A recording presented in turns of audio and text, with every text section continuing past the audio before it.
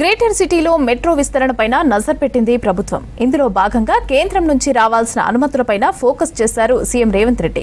ఢిల్లీ టూర్లో కేంద్ర పట్టణాభివృద్ధి శాఖ మంత్రి ఖట్టర్ను కలిసి దీనిపైన చర్చించారు. గతంలోనూ మెట్రో ఫేజ్ 2కు పర్మిషన్ ఇవ్వాలని ప్రధాని మోదీ విజ్ఞప్తి చేశారు ముఖ్యమంత్రి.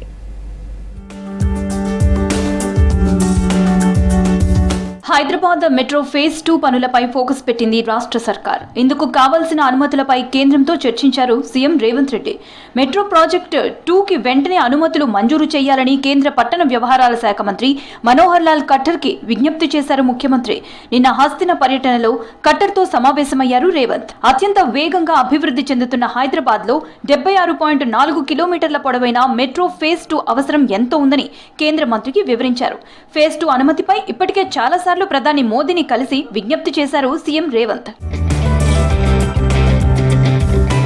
24,269 కోట్ల విలువైన ఈ ప్రాజెక్ట్ ని కేంద్ర ప్రభుత్వంతో కలిసి ఉమ్మడి ప్రాజెక్టుగా చేపట్టేందుకు సిద్ధంగా ఉన్నామని ఖట్టర్కి వివరించారు సీఎం. మెట్రో ఫేజ్ 2 సాకారమైతే గ్రేటర్ సిటీలో రాకపోకలు వేగంగా సాగడంతో పాటు రహదారులపై రద్దీ తగ్గుతుందని, సుస్థిర అభివృద్ధికి ఎంతగానో దోహదపడుతుందని రేవంత్ తెలిపారు.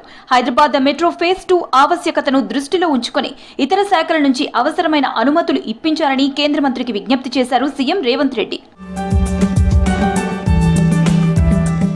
డిపిఆర్ పూర్తయిన వాటిలో Nagole airport, Rayadurgam, Kokapet Neopolis, MGBS, Chandrayaan గుట్ట, మియాపూర్, పఠాన్ చెరువు, ఎల్బీ నగర్, హయత్ నగర్ కారిడార్లు ఉన్నాయి. వీటికి సంబంధించి మొత్తం 76.2 కిలోమీటర్ల రూట్ కోసం 24,269 కోట్లు ఖర్చవుతుందని హెచ్ఎంఆర్ఎల్ అంచనా వేసింది.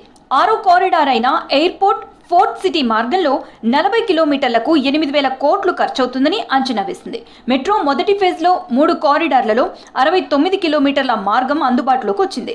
ఇప్పుడు రెండో ఫేజ్ పూర్తయితే మొత్తం 9 కారిడార్లలో 185 కిలోమీటర్ల మార్గం అందుబాటులోకి రానుంది.